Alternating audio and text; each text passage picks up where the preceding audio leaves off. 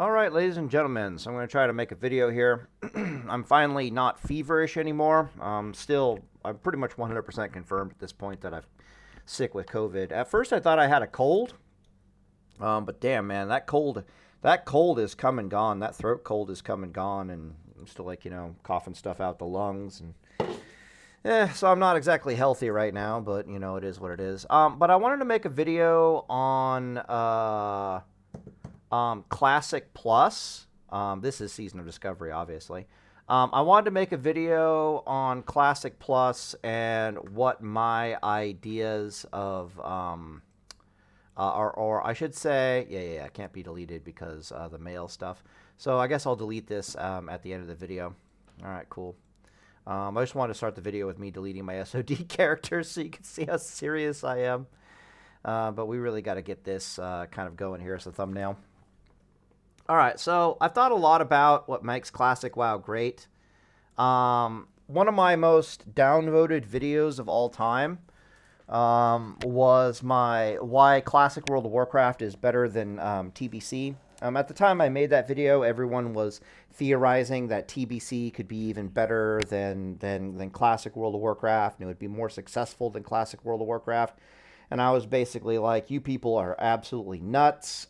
Here's a list of reasons why Classic WoW is amazing for player demographic reasons, and here's all the terrible, awful, no good things that TBC does to it. And, surprise, surprise, I ended up being right.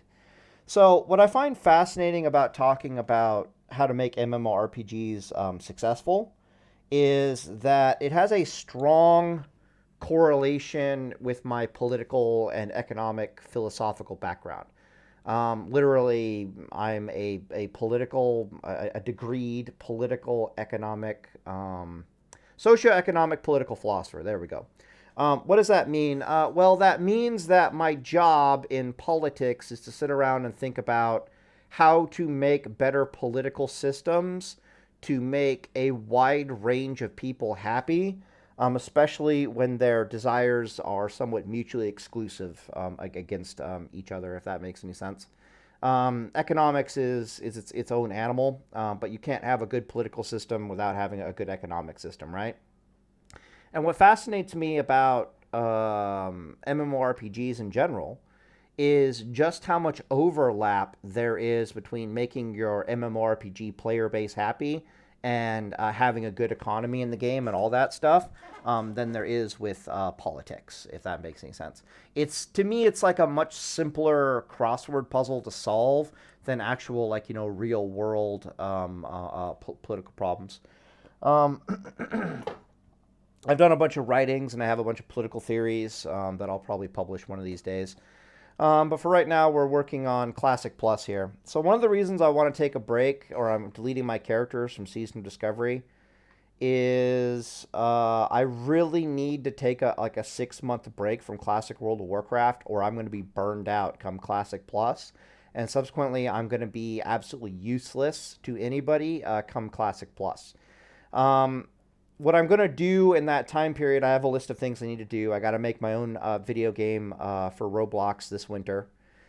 Originally, we were making the game in the Unity engine, but then Unity committed a seppuku, and nobody wants to work with the Unity engine anymore. So, I'll just make it in the Roblox engine. It's not that big of a deal. So I'm going to have my hands full for the next 6 months. But more importantly, I just want to get ready for Classic Plus, and I'm going to be making some videos to try to help the game devs not screw up Classic Plus. Now, you'll notice at the bottom here, I've got a list of easy wins for Classic Plus, and the only easy win I could possibly think of was in Classic Plus, everyone wants new dungeons, quests, raids, and gear. And that's it. That is the only thing that everyone in a Classic Plus scenario environment actually wants in the game. That is if you released Classic Plus and it was like hashtag no changes, except, oh, by the way, we have new dungeons and raids and battlegrounds and some new gear in the game, but the gear is in line with Classic WoW gearing, so it doesn't break anything. No new spells and abilities, no runes, no nothing. You'd probably have a successful game. Like, unironically, you'd have a successful game.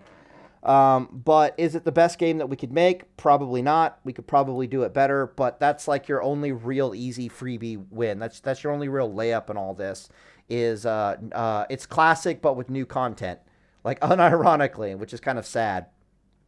Okay, so in any MMORPG, you have to understand that just like in politics, right? There's a bunch of different groups of people that will play your MMORPG, and they have different wants and desires, and more importantly, they have different needs. Okay, it's important that we identify the difference between a want and a need for these player groups, if at all possible. Some of these player groups, because I am one, I'm going to know extremely well, just TLDR here. I'm going to know PvPers extremely well. I feel very confident about talking about what PvPers want in their game. I feel less confident talking about PvEers. I feel even less confident talking about flexers. They're a very weird narcissistic group in my assessment. But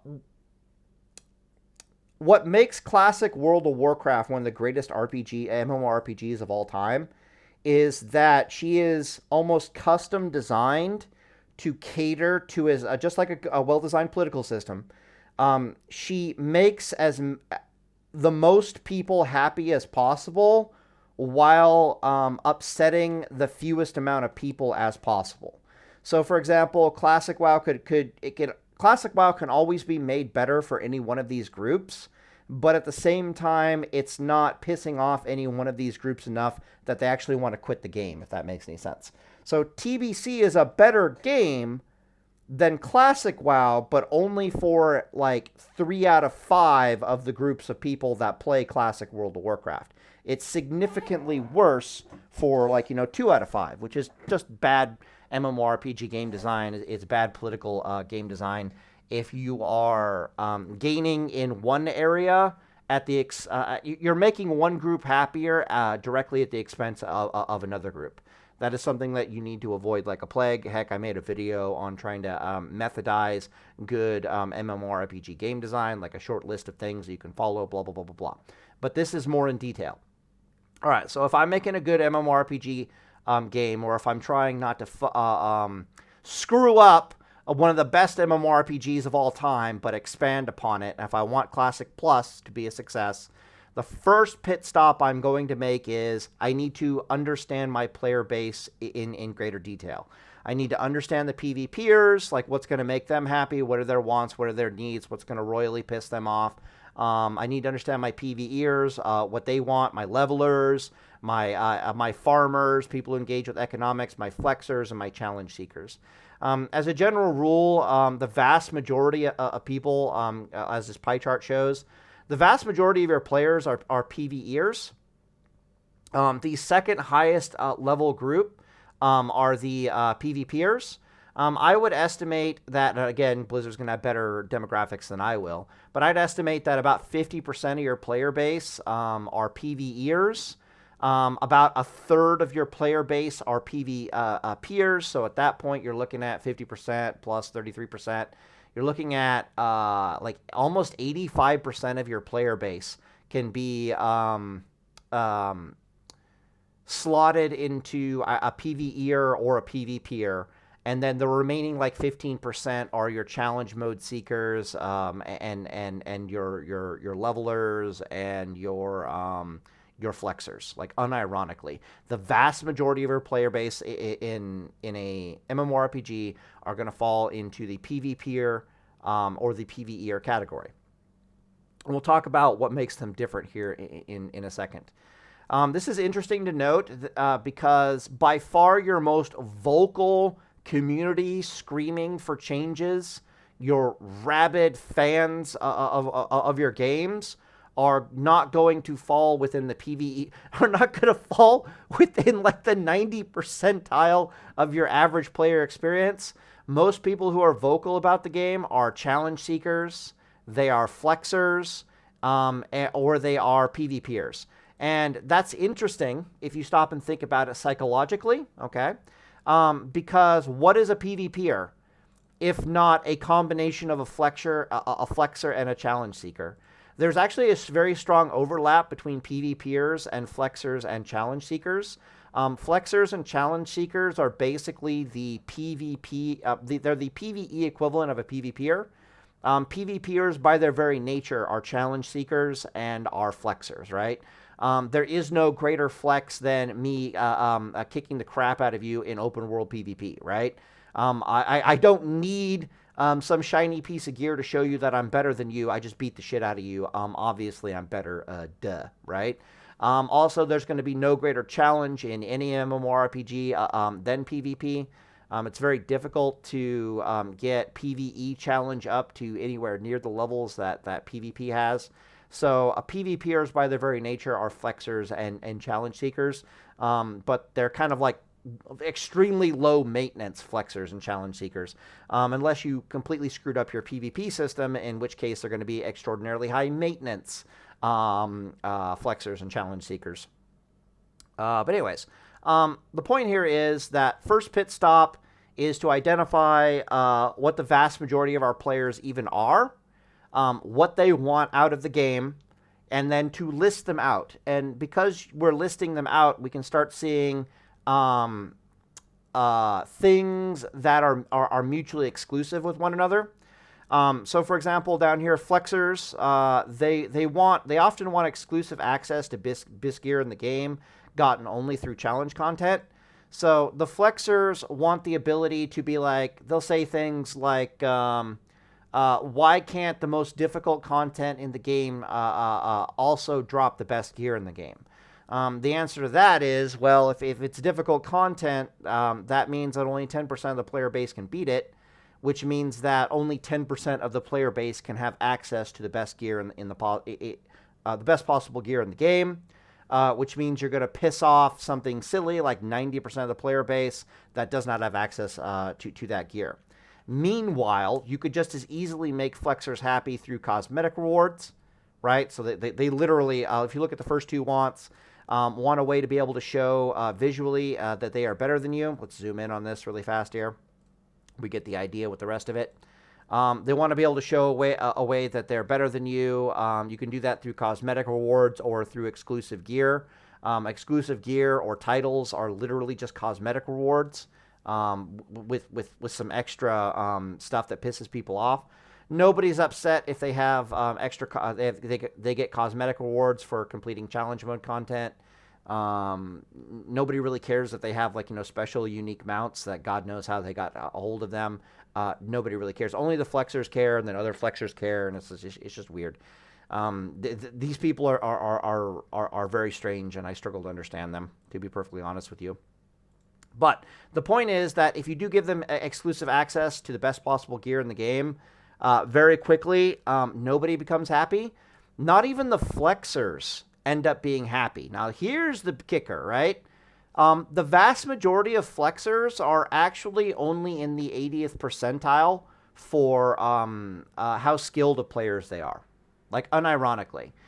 They like to think they're in the top one percentile, but they're technically only in the top 20 percentile, which means if you make the challenge modes hard enough, even the flexers will be pissed off that they can't actually beat it.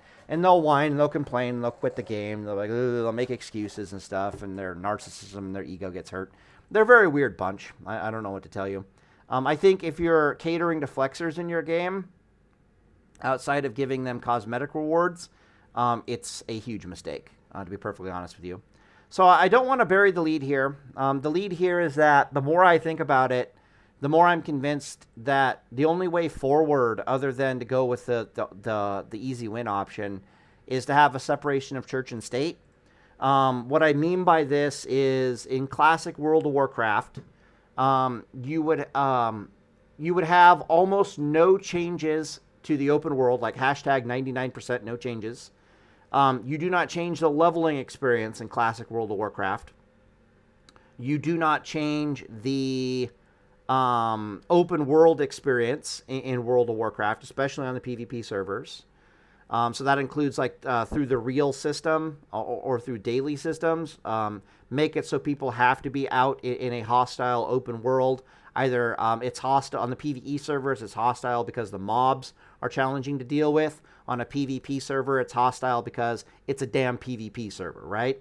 That's some of the great things that Classic World of Warcraft has going for it. It's a hostile, very large, very expansive open world environment that if you want to plug yourself into the economy, you kind of have to be out there, whether you like it or not. You don't have to. You can go do dungeons, but, PvPers, they want, action with PvP, so they get to keep the bots in check, and I made an entire video on that, blah, blah, blah. But what a separation of church and state basically means is that raiding and challenge mode contents like heroic dungeons should be its own separate world compared to what the rest of World of Warcraft experience is like. So when I go into dungeons in Classic Plus, I don't want the experience to be any real different than if it was like a Classic Fresh server. When I'm leveling in the open world, I don't want a different experience than a Classic WoW a Fresh server leveling experience. When I am farming in the open world, I don't want no different experience. The only experience I'd possibly want different would be, again, the easy win stuff, right? Additional content. Oh, more open world exclusive mats and materials to farm where I can, where bots don't get access to it because I live on a PvP server. Awesome. More zones opened up in the open world that I need to farm for materials, blah, blah, blah, blah, blah, or do quests in. Awesome. Raid prep. A lot of people were complaining that they got rid of PvEers, believe it or not, were complaining about the real system in my real system video, that they SoD real system gets rid of raid prep. Apparently, some PvEers like to raid prep, which if you don't know anything about raid prepping means they have to go out interactive with the open world, they got to kill these mobs, they got to do this, blah, blah, blah, blah, blah. That kind of, I need to be out in the open world doing things type gameplay apparently is critical to both PvPers and PvEers, which is, again, like 85% of your player base, which I thought was fascinating, right? So, for example, having materials like Winter Spring Firewater, for example. Let's say Winter Spring Firewater was not tradable, therefore it couldn't be sold in the auction house, therefore it was bind on pickup only. Every DPS that was serious about raiding would have to go kill some furbolgs in the open world to get their Winter Spring Firewater, right? If you're PvPers, this is awesome because it means that we get to engage in PvP while needing to do our raid prep. If you're PvEers, this is awesome because at least you got to, go out in the open world and hang out with friends or blah, blah, blah, blah, blah. And basically, you have things to do to improve your outside of raid that improves yourself inside of raid, right?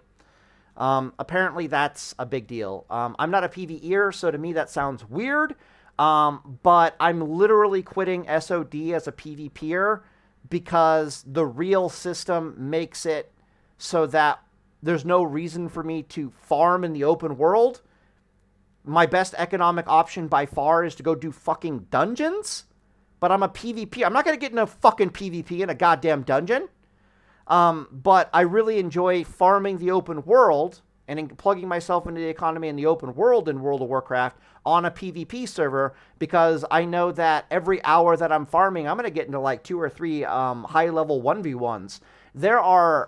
You rarely run into bad PvPers on a PvP server in farming, like farming herbs or mining or farming essences. You rarely run into bad PvPers. So I both get to engage myself in the game economically. I have things I need to do. I need to make gold. And I get to do what I love at the same time, which is PvP, right? Apparently, it's the exact same thing for the PvEers. They want a way to plug themselves in the open world, engage in PvE content, and have that be necessary for them, with their rating. So I can see the one-to-one overlap, right? But I'm not a PvEer, so it sounds weird to me. So that's kind of cool. Right, back to the separation of church and state, not bearing the lead. Um, I am 100% on board for the rune system in Season of Discovery. I don't even mind the real system in Season of Discovery. I don't mind when they're. How do I put this? What am I trying to say here? All right, so I'll try to put it this way. PvEers account for something like 50% of your player base. PvPers account for like 33% of your player base. You put these guys together and they account for something silly, especially if you add the levelers into the mix.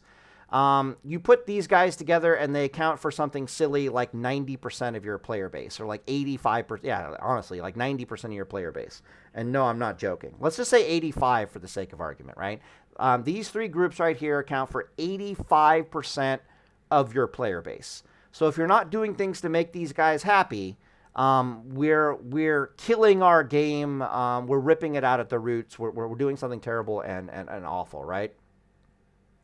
One thing that really pisses off PvPers is when Blizzard needs to change things they need to buff certain classes and nerf certain classes' abilities to balance them in PvE, specifically in raids, right?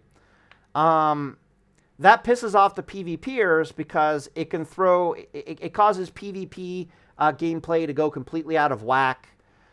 Sometimes we'll be gearing specifically to make a certain build or a certain spec work, and a Blizzard will nerf the crap out of it, sending us all the way back to the drawing board, which is incredibly frustrating.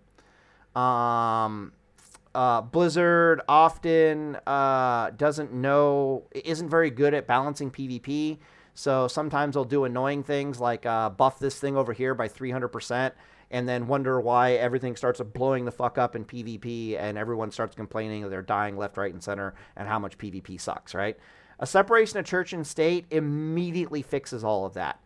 And basically what a separation of church and state does is it says that any change that is made to specifically make the raiding environment better for the PvEers does not affect the game outside of raiding, right? That's the idea behind the separation of church and state. I'll just read it for you.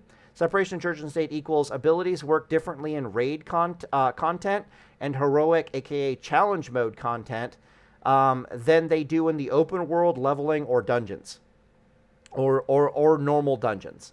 You could replace the normal dungeon one if you want, but the reason for this mainly is to make it so that you don't have, once PvP is in a very balanced state and everyone agrees that it's in a really good state, you don't have to mess with it anymore.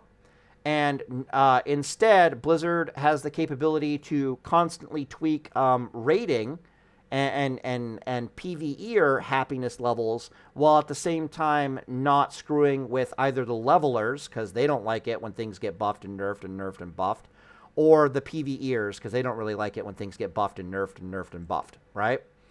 This is super important for Classic World of Warcraft, because Classic WoW PvP is some of the most interesting, well-paced, and well-balanced PvP in any iteration of Classic, World of Warcraft, period. And you can see this by like all the top level PvPers, how often they just keep going back to Classic WoW PvP. So for example, you got your Savixes, you got your Zekos, you got your Zaryus, you got your insert high level name here. I'm trying to remember the warrior one. Didn't he beat the crap out of us recently? They kind of all agree that Classic WoW PvP is an amazing state. So to touch that in any way, shape, or form, man, you better know exactly what the hell you're doing. I don't even think I know enough about what I'm doing to mess around with it too terribly much. So, for example, giving Paladin something like Crusader Strike would completely screw over PvP. But at the same time, simple changes like letting shamans be able to reclaim their totems so they don't pull extra mobs or or do this and that, right? Wouldn't affect PvP absolutely whatsoever. Other things that hilariously would not affect PvP whatsoever is if you just snapped your fingers in Classic WoW and made Holy Shock on a 10-second cooldown, would have no effect on PvP whatsoever, because I can't think of any burst in the entire game where that would help you survive. All bursts are over in under 10 seconds. So that's not going to, it changes nothing. It doesn't help the Paladin burst on anybody at all. It would not affect PvP in any way, shape, or form. Maybe hunters would not enjoy the fact that Holy Shock is on a 10-second cooldown because they're going to get, peppered with it a little bit more, suffer a little bit more chip damage. But it's only 20-yard range, and so, I don't know, whatever.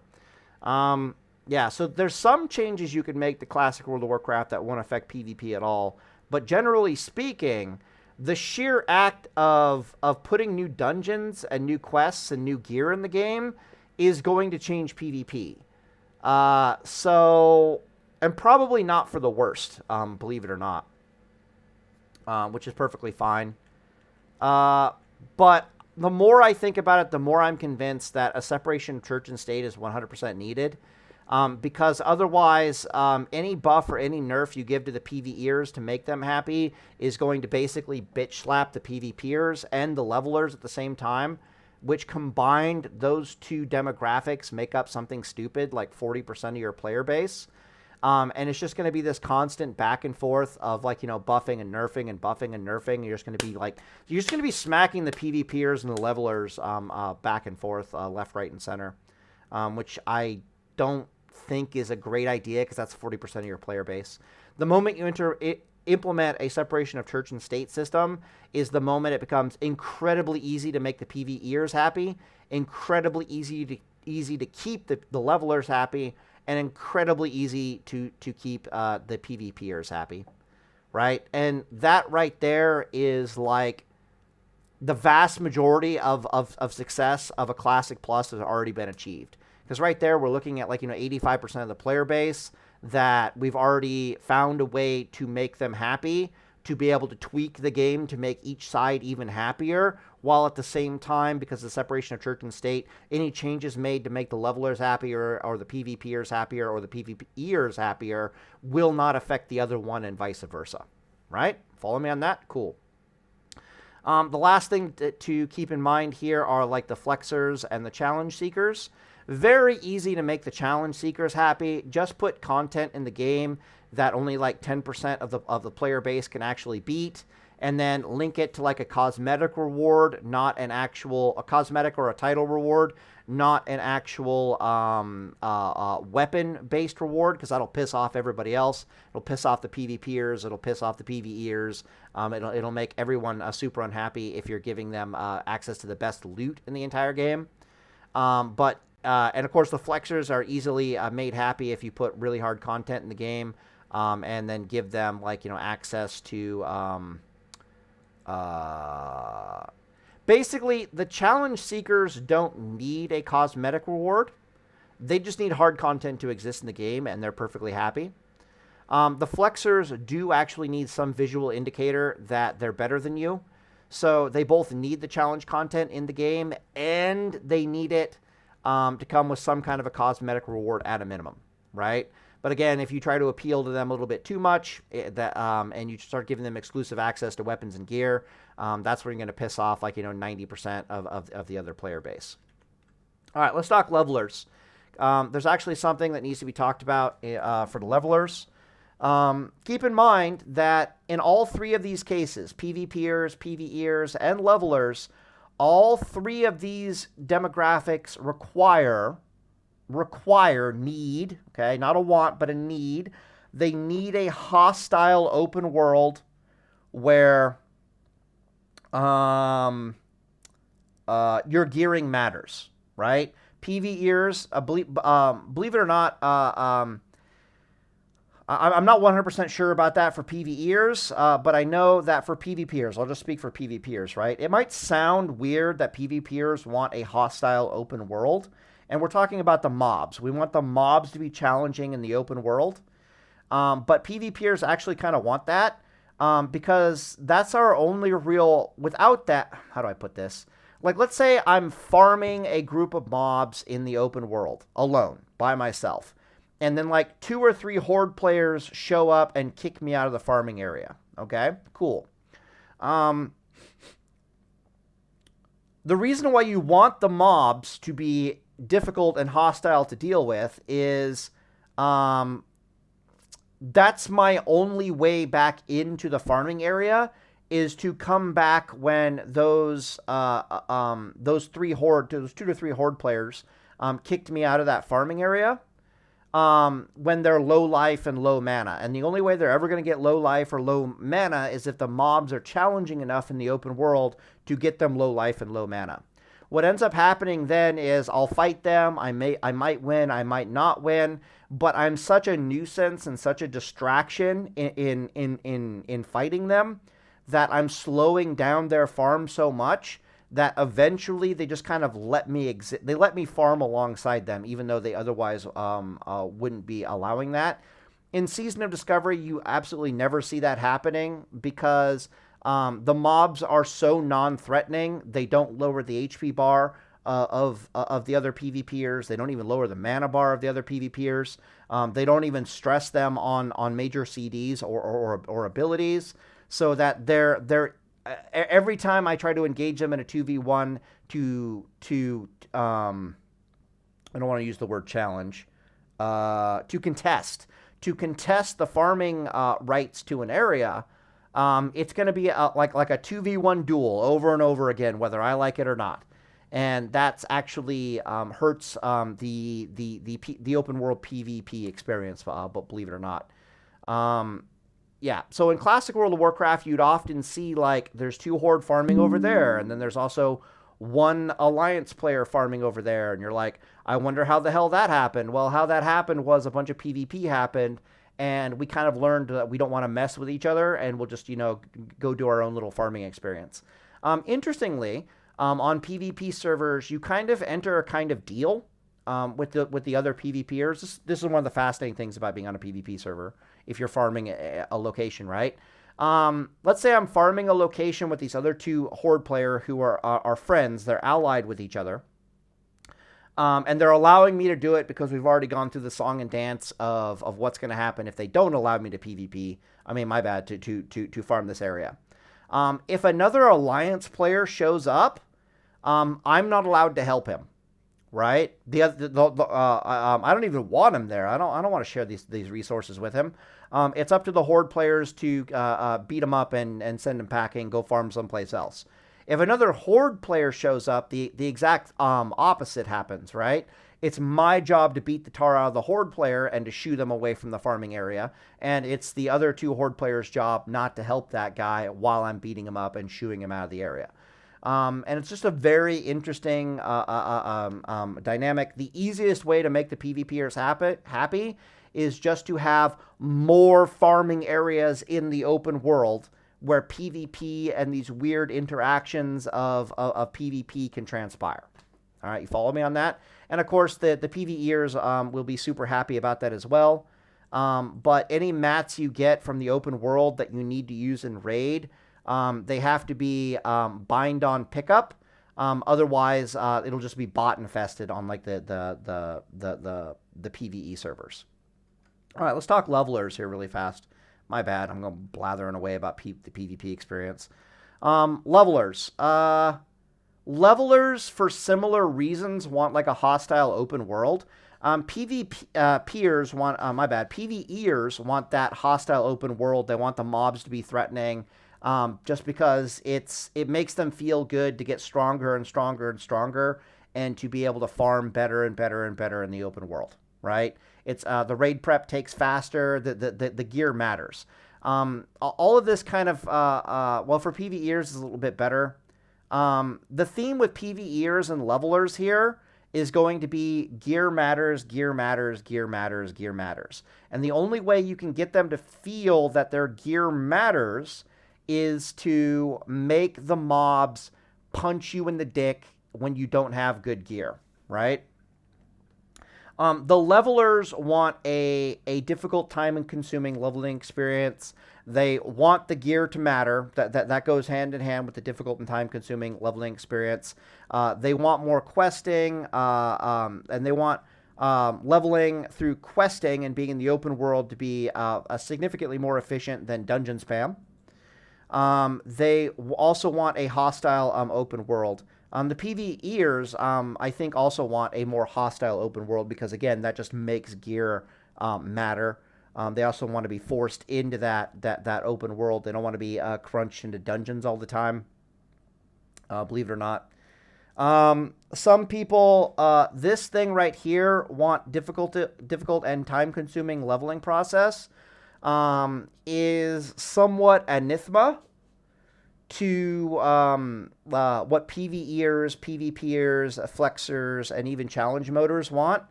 A lot of these players want to get to level 60 as fast as possible. They don't want a difficult, quote-unquote, time-consuming leveling experience, but the levelers actually do, right? And in my opinion, let me take a drink of water here. Where the hell is my water? There are good ways to accomplish this and bad ways to accomplish this. Season of Discovery engages in bad ways to accomplish this. What does Season of Discovery do? It increases the amount of XP you get from like killing mobs and completing quests by like 400% at this point or something stupid like that. Because of how non-threatening the dungeons are, because gear doesn't matter in Season of Discovery when you level, because of how overpowered you are, dungeon spam is still greater than questing, which is really, really bad. I always thought what the best way to make the levelers happy and the people who just want to get to the end content happy, and people who don't have a lot of time to play World of Warcraft, they've got to work their 12-hour shift at their job or whatever. Happy would be to greatly increase the value of rested experience. So right now, if you sleep on a character, like if you AFK on a character in an inn for 4 days, you will get one level of rested XP. And by one level of rested XP, I mean you still have to gain half the experience of that level. And basically, it's only like a free plus half of a level for 4 days of being AFK from the game. That is obscene. Basically, how do I put this? Let's say I wanted to level a character in Classic World of Warcraft, and I wanted to do it with 100% rested XP the entire time. Are you following me on this? So what that means is, unless I have rested XP, I'm not leveling that character. What ends up happening is you have to AFK that character for 8 fucking days before you can literally, before you gain effectively 1 free leveling of rested XP. And then you have to get in the game and actually level in Classic World of Warcraft 1 full level, like 1 full normal level, to go from level 31 to level 32. Except because I have 8 fucking days worth of rested XP, rather than it going from level 31 to level 32, I go from level 31 to level 33. Yay. And then I have to log out for another 8 fucking days again. I always thought it would be much better if you greatly accelerated the value of rested XP. You could even have players where they're like buying potions off the auction house, which will increase the rested XP. But we've seen some bugs happen with that in the past. I always thought it would be much better for these semi-casual levelers if the rested XP was significantly greater. I'm talking like 2 days of rested XP is like, rather than being 8 days, have it be like 2 days. Like, greatly accelerate the value of rested XP in the game. What this would do in Classic World of Warcraft terms, right, is that Classic World of Warcraft has very, very slow leveling. But when you get good at leveling, you can get like 2 levels in like an 8-hour a session of the game. Not easily, but you can definitely do it. Yeah, about if you get 2 hours in an 8 hour game, 2 levels in an 8 hour gaming session, you're doing really good. If you get one level in an 8 hour gaming session, you're doing about average. You're like the average Joe leveling, believe it or not. Probably should watch a guide, believe it or not. But the people who are serious about getting to end game, that level of rested XP isn't really going to help them out at all, if that makes any sense. Because it's like AFK for 2 days and gain an extra level, or literally just play the damn game and get 2 levels every 8 hours. I wonder which is going to get me to 60 faster, right? Obviously, playing the game is going to get you to 60 faster. But if you've only got a couple hours to level every day, right? Like you got like 3 hours to play World of Warcraft every day. The vast majority of your time is spent AFK accumulating rested XP. A change like that is going to be worth its weight in gold and is going to greatly speed up your leveling experience. If having this mechanic is a problem for leveling alts, so for example, let's say a person makes their main character and they make like 8 alts, and their plan is to level their 8 alts through rested XP. I'm going to tell you right now that you still have to get in the damn game every 2 fucking days and level your level 30, go from level 31 to level 32. Yes, you'll get a free level from that every 2 days, but this is classic WoW, so that's going to take you something stupid like 4 hours of gameplay time for every character. Like, it's still cancer in and of itself. But even if you wanted to, gatekeep that even harder to prevent it so that bots don't have an easy time, or alts aren't running rampant all over the place, blah, blah, blah, blah, blah. The next best thing would be that you could only, on your character login screen, speaking of the devil, on your character login screen, you can just select one of your characters to gain the 4x rested XP bonus. And you can only have one of those characters actively gaining that 4x rested XP bonus active at any given point in time. There is a extraordinarily easy way. Delete. Yes. Okay, cool. There is character has mail and cannot be deleted. Okay, so I gotta terminate all my mail. Yeah, there's a very easy counter to that, is what I'm trying to say. But I'm basically just convinced that a separation of church... I always keep these. I never delete. It's like I'm like a serial killer or some shit here, where it's like, no, I'm not deleting my trophies. What are you talking about? All right, let's get out of here. There's a very easy...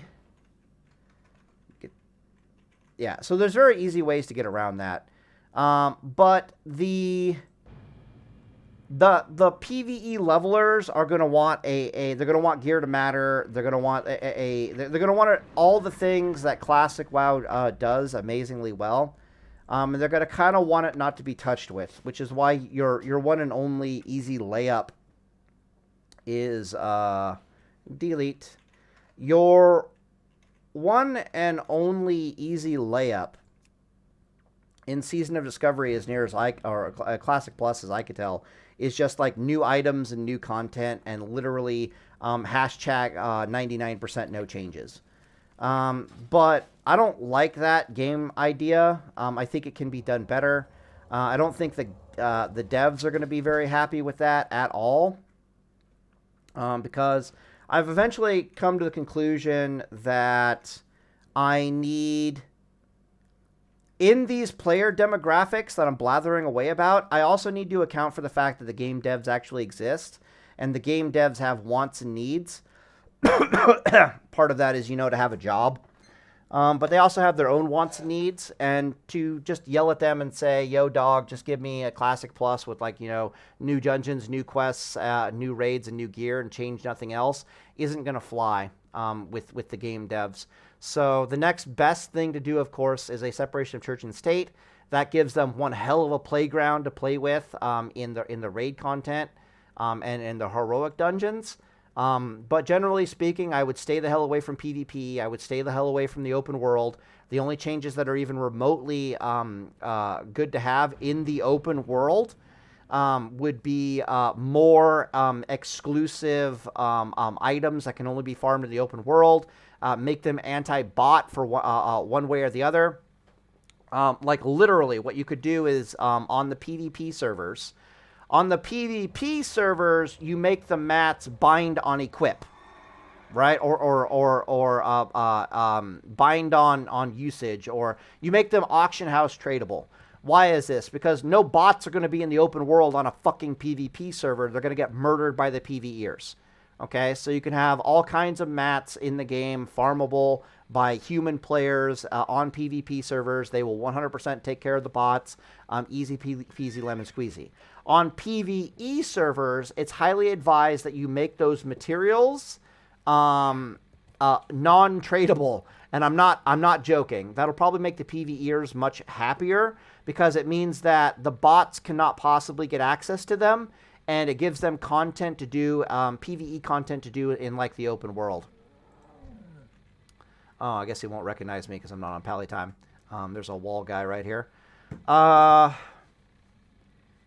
so it'll give them more content to do in the open world. They got to go get their winter, spring, fire waters. They got to go get their, essences of water. They have to go get that stuff. It's not going to be a bot fest shit show, blah, blah, blah, blah, blah, blah, right? They'll roll their eyes at how much time it'll take, but at the same time, that's a lot about what they really enjoy doing, honestly. So they'll get like that new weapon in raid. Okay, I need to go enchant this new weapon. That means I need to go get righteous orbs. I can't just buy righteous orbs off the auction house. I actually have to go do strat undead. I need to go get the essences of water. I can't just buy them off of the auction house. So I need to go in the open world with some boys and go get some essences of water. And then you just, as the game devs, you increase the respawn rate of the mobs in the open world. You put more mats in the open world for people to farm. The PvPers will take care of the bots. We probably needed a different plan to take care of the bots on the PvE servers. But, I mean, it gives Blizzard a reasonable playground to play in. Like the game devs. It gives them a reasonable playground to play in. Yeah. Anyways, I'm going to keep deleting my boys here. And that's all I really wanted to say. The more I think about it, the more I'm convinced that a separation of church and state is the way to go. It just solves so many of the problems. And then from that point on, you basically hashtag 99% no changes. To the rest of Classic World of Warcraft because you're not really going to do it better. I can make a list of identifying places where you could make changes for Classic World of Warcraft.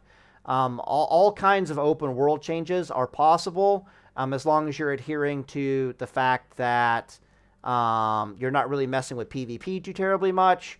You aren't obliterating the economy somehow.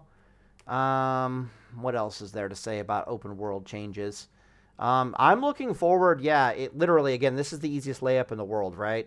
Which is just new dungeons, new quests, new raids, new gear. As long as all of that is within Classic World of Warcraft philosophy, it doesn't really affect PvP too terribly much. There's no Crusader Strike on Paladins in the open world. There's no Lava Burst on Shamans. As long as that is the case, we're basically good to go. Can you put things like that in the game? Abso-positive-fucking-tively. But they need to be linked to like 8 set bonuses on gear that is questionable to take in PvP. Right? You know what I mean? Oh, that shaman has lava burst over there. That means homie has 5k hit points in a world where he should have 6k. Like, that should be the situation. Like, he's out here PvPing and PvE gear. You know what I mean? And that should be, your HP is, your DPS and stuff is good. But you might even have a different game experience. But, homie, if you get run up on by an actually geared PvPer, you ain't got the stats to hang. Durability-wise, at least. So, anyway, I'm going to end the video here. And Deus Volt, boys. Yeah, so I'm just going to focus a lot on trying to make Classic Plus good from here on out. And in order to do that, I really, really need to take a step away from Season of Discovery. So that's why we're deleting all the characters here, to make damn sure I can't come back. Yep, is what it is. Anyways, I'll end the video here in Deus Vult. McConnell, I was not able to get a hold of you to give you gold or mats. This guy has the stuff. I'll type it here. It's VEE. Yeah, it's that. He's Druid. He used to be in our guild. If you want to pick on him for some gold or something, or for the Hand of Rag mats, be my guest. But I wasn't able to get a hold of you before it was time to delete these characters. So it is what it is. I think I can just delete all of these. Really? All right, 1 second here. Let's give it a go. What the fuck, man? Come on. Why do you all have mail? What's going on here? That's so weird. All right, whatever. Anyways, I'm in a video here, and Deus Vult, boys. Or you can just watch me do this. Pallytime sent me at gold. Oh, right. I remember, just in case I didn't have the money. Okay. Just in case I couldn't mail everything to Vi or Topeth. Bro, you should be deleted. What is this? Oh, maybe it was the one I just logged into. I'm stupid. Alright, whatever. Guess I'll just end the video out with all these deletions. Yep, thank you very much. Yes, sir. Yeah, so I'm going to put all my energy in trying to make Classic Plus good. I'm like, how can you make PvP better? I'm like, you can't. Unironically, in Classic World of Warcraft, here's the history of PvP in Classic World of Warcraft. Everybody who plays the game recognizes that in Phase 1, like in the RAG, like in Molten Core gear, the game is reasonably decent and well balanced. The game is by far at its most interesting and most well balanced in Blackwing Lair. Then when AQ comes out and Magic Pen becomes a thing, the PvP starts drastically... damn it, I want to delete. The PvP becomes imbalanced in AQ gear. The reason for this is because in AQ gear, Critical Strike is going up drastically. What else is going up drastically here? Yeah, crit goes up, spell damage goes up, and then you put spell pen in the game, and it's just like, Jesus, what did you do? Literally, the melee classes have a really hard time.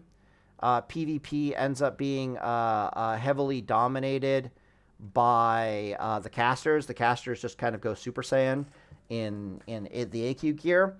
But then, interestingly, the Nax gear comes in and fixes everything. The Nax gear gives, like, no more spell damage.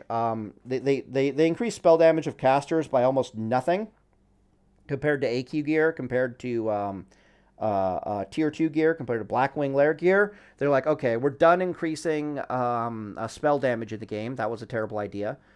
They increase critical strike chance in the game, but there's still plenty of wiggle room for them within the PvP balance that they've established within the game for them to increase critical strike chance.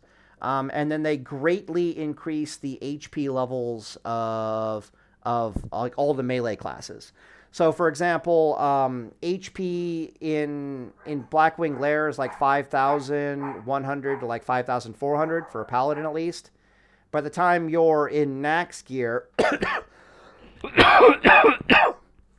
in AQ gear, that number goes up almost nothing. Like you gain maybe 100 HP.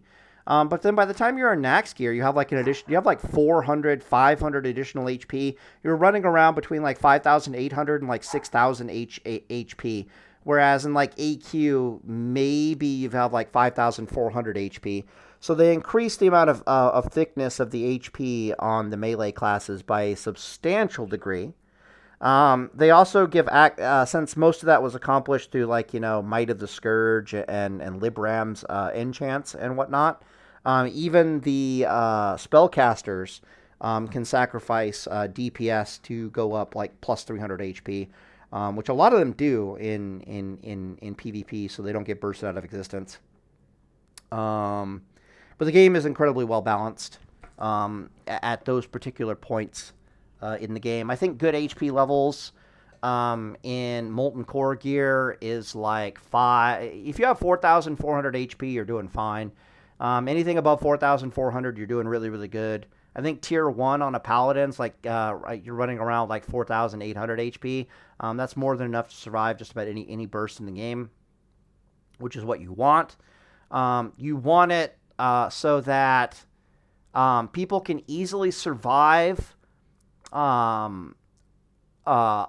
any burst in the entire game, something like 70 to 80% of the time. That's pretty much your primary balancing point. Why is this? Well, because it gives counterplay, basically, right? So a shaman needs 3 or 4 bursts to mathematically kill most players in the game, which basically forces them to go through whipperoot tubers, healing potions, PvP trinkets, all that stuff. There's at least a back and forth there. And same thing with the mages, right? Like they burst on you, you have like an 80% chance to survive their burst. Blah, blah, blah, blah, blah, blah, blah, blah, blah. In those times when you aren't going to survive their burst, the burst is slow enough that people can, use healing potions, whipperoot tubers to survive it, and just yada, yada, yada. That's something that with the new change is definitely going to be a thing happening in Phase 5 Season of Discovery. Season of Discovery, they're actually giving people enough durability that I think they're adhering to the philosophy of we want these bursts to only be lethal like 30% of the time at most, and to very easily people can eat a whipperoot tuber or drink a healing potion and survive that that burst the vast majority of the time. And we want that. Well, what I learned from Season of Discovery Phase 5 is just how stupid and stubborn PvPers actually are with their gearing. Like, for example, in Phase 4, the gear actually exists in the game for them to be able to survive incoming bursts, and they just fucking refuse to wear it. What this is telling me is that you kind of have to put enough stamina on the PvP gear, which is exactly what they did in what they're doing in Phase 5, to help these people be at least within spitting distance. You kind of want them to trip and fall into having enough HP that they can survive at least one burst from an enemy class, and then it's literally up to them whether or not they gear themselves in such a way that they can survive multiple bursts or not. That's basically what I've learned. Otherwise, if you allow them to wear gear that causes them to just explode in PvP, they'll wear that gear, explode in PvP, and then write you hate mail, which is really weird. It's like, yo, dog, again, Savix, what the hell, man? Savix is like, I'm running around like 4,400 HP, 190 fire resist. Come at me, bro. You're not bursting. Only mages can really burst me out of existence at that point, and Savix is running around with like 4,400 HP, no fire resist, like all O, no D, baby. And I'm just like, okay. I don't want to see any videos about you complaining that Season of Discovery is really bursty. I don't want to see that shit because you're wearing gear to get explodified. And it's like, oh, you're built like a glass cannon, and you're complaining that when you run into other glass cannons, you get blown up. Oh, but wow, you don't say. You don't say that's how it works. Oh, interesting. Who are those guys? Remember Elden Ring? Elden Ring, when people would make videos complaining that they get killed in like 2 hits, and Pac-Man is literally like saying level vigor. It's like, oh, if you level HP, you don't get killed in 2 hits. Wow. Like, Jesus Christ, bro. Yeah, so some things I've learned, but yeah, I'm just gonna focus on making Season of Discovery. I mean, my bad. Classic Plus, a success. Anyways, I end the video here, and Deus Volt, boys.